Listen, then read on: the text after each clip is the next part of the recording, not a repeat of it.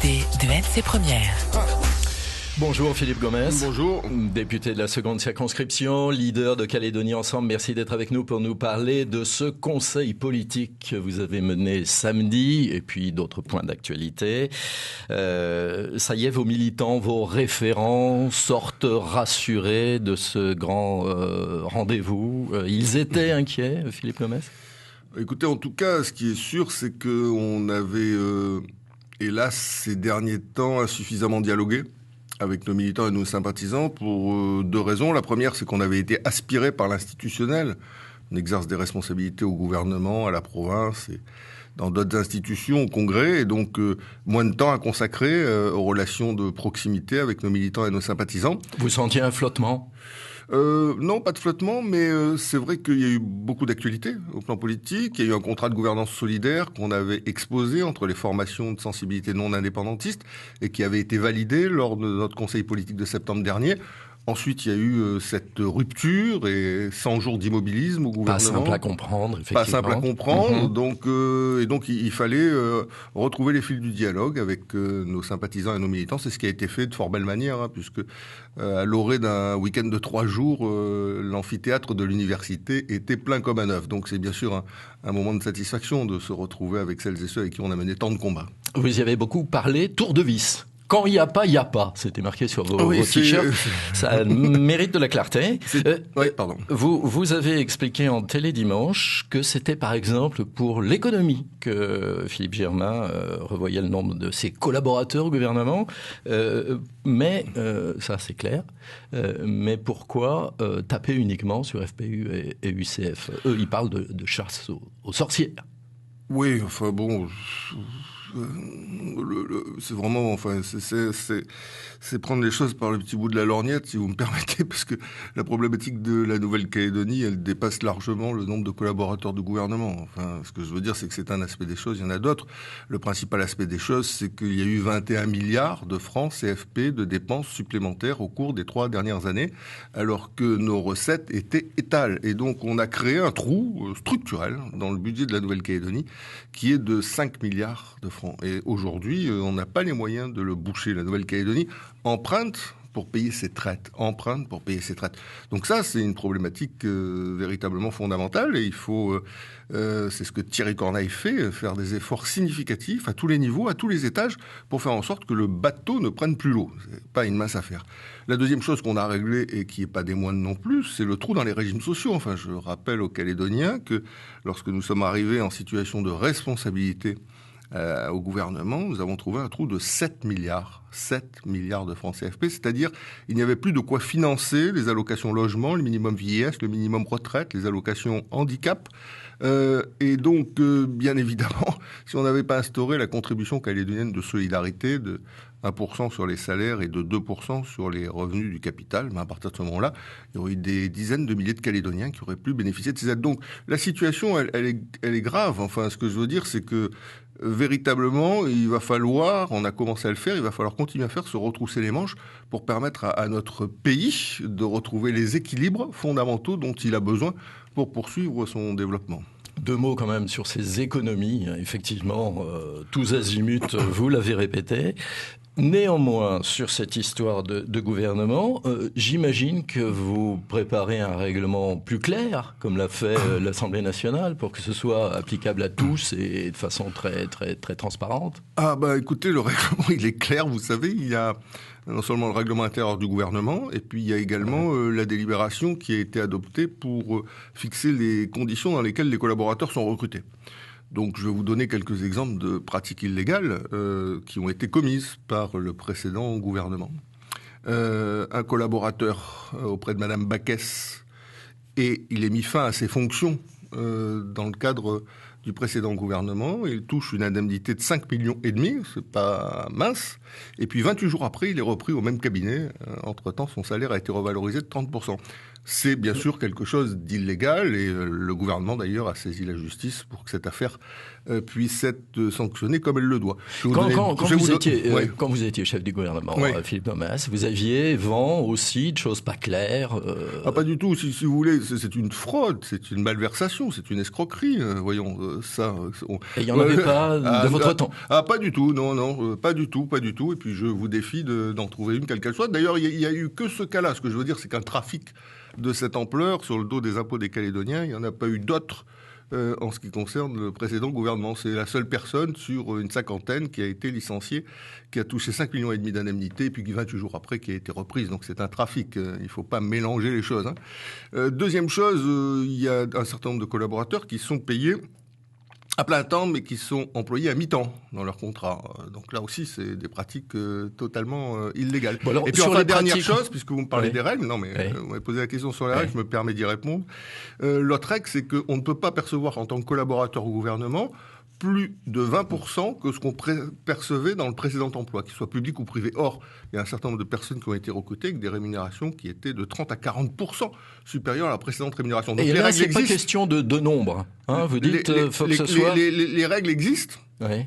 Encore faut-il qu'elles soient respectées. Et donc, nous avons saisi les différentes instances pour que effectivement, elle soit désormais respectée. Donc voilà, c'est pas l'absence de règles qui est à l'origine des problèmes, c'est le non-respect des règles existantes qui est à l'origine. Voilà, mais le fait que Philippe Germain mette à jour cette affaire-là avec Thierry Corneille et qu'ils envisagent et qu'ils aient engagé les actions pour remettre de l'ordre, ça me paraît quand même salutaire.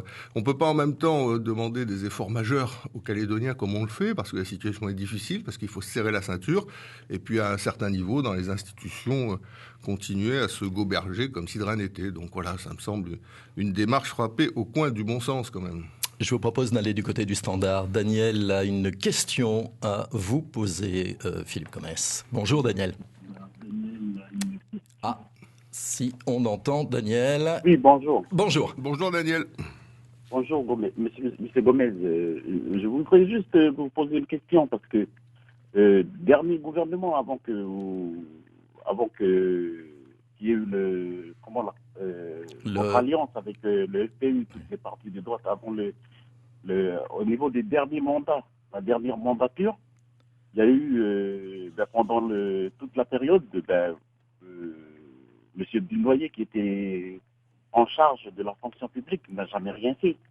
Et maintenant, vous supprimez des postes de collaborateurs par rapport à des gens qui travaillent au niveau du gouvernement. Vous pouvez nous dire c'est quoi la différence entre ces deux situations? Merci Daniel. Après, il y a eu la nouvelle mandature. Hein.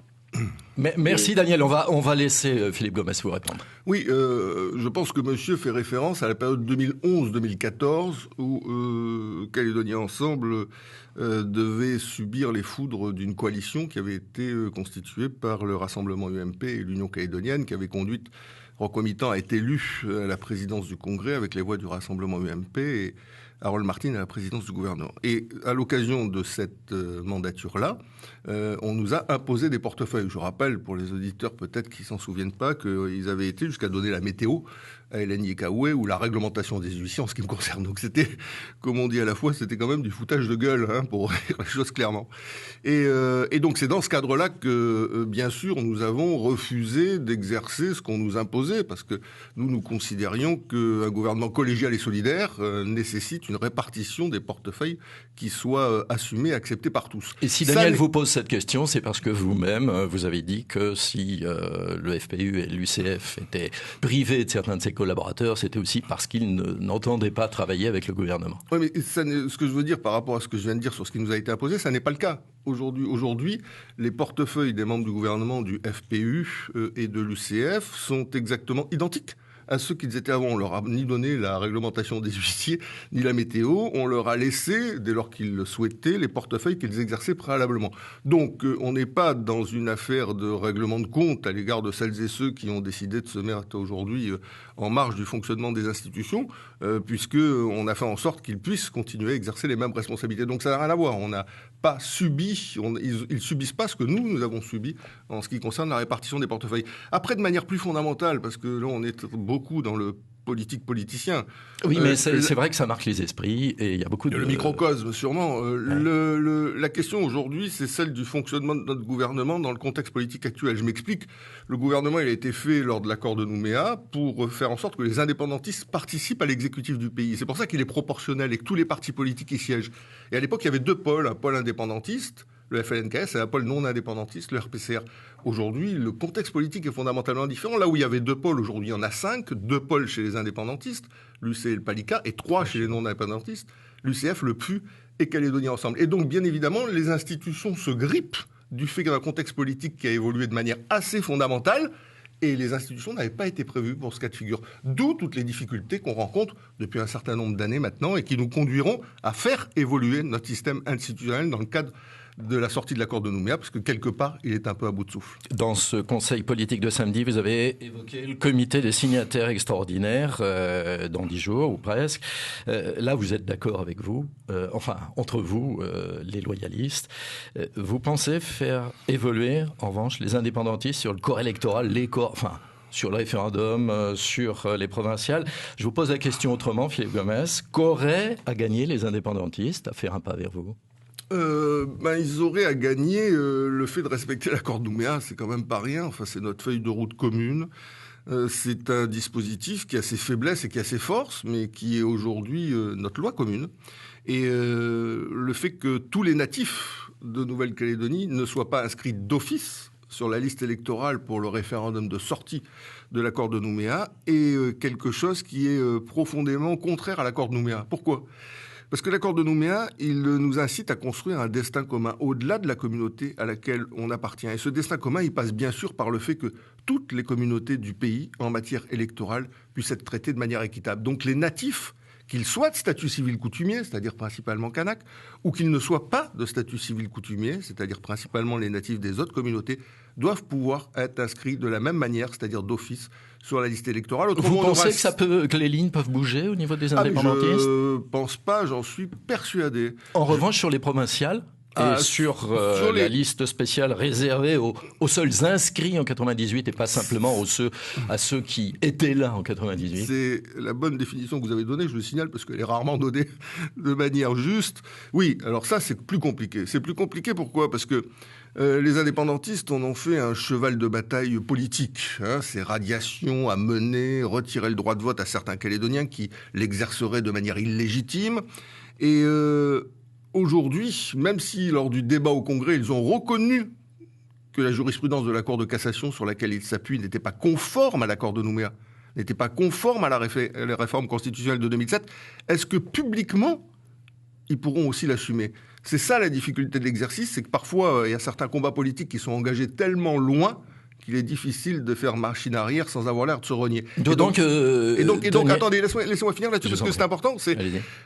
Moi, je souhaite qu'à l'occasion de ce comité des signataires, c'est la première fois qu'on traite le sujet électoral dans un comité dédié, si on pouvait sortir par le haut, les uns et les autres, si on pouvait à la fois respecter, bien sûr, la sensibilité de chacun, mais en même temps faire en sorte que quelque chose de positif soit offert aux Calédoniens sur ce sujet-là. Comment voulez-vous ? On dit on doit construire un destin commun et on est incapable en l'état actuel des choses de trouver des points d'équilibre sur le corps électoral. Comment vous voulez que les Calédoniens ils arrivent à croire à ce destin commun ? Daniel Goa parle tout de même de volonté de détricoter l'accord de Nouméa de la part des loyalistes. Je ne sais pas s'il parle des loyalistes ou s'il parle de certains de chez lui. Ça, il faudra faire les sous-titres. Mais à Daniel mon avis, Goa, le président de l'UC. Il y en a toujours chez les non-indépendantistes comme chez les indépendantistes qui cherchent à faire dire à l'accord de Nouméa autre chose que ce qu'il porte en lui. Bon, cela étant, ça fait partie aussi de la démocratie. On n'est pas tous d'accord sur tout, c'est bien. Autrement, quand on est tous d'accord sur tout, vous savez, ça s'appelle une dictature et je ne crois pas que ce soit souhaitable pour notre Deux mots de pays. politique nationale pour finir. Philippe Gomes, la ligne politique Valls-Hollande vient de se voir confortée par ses adhérents. Si Hollande voulait aller plus loin, proposer une ouverture au centre, au modem de Bayrou ou à l'UDI que vous soutenez, il faudrait y aller d'après vous ? Non, il ne faudrait pas y aller parce que la politique économique et sociale qui est menée par les socialistes depuis maintenant 3 ans ne correspond pas aux intérêts de la France. Il est clair que nous avons le déficit budgétaire qui est l'un des plus hauts de la décennie, le niveau de chômage qui est aussi le plus haut depuis ces 10 dernières années, une croissance qui est tâtonne depuis 10 ans, 0,6. Enfin quoi, au total, c'est vraiment une bérésina intégrale. Donc elle est à s'associer avec ceux qui sont responsables de cette bérésina. Donc je ne crois pas que ce soit une bonne idée pour la France. Philippe Gomès, notre invité de la matinale, que vous pouvez retrouver sur ncpremière.nc comme tous les matins. Merci Philippe Gomès d'avoir été là. Merci de votre invitation.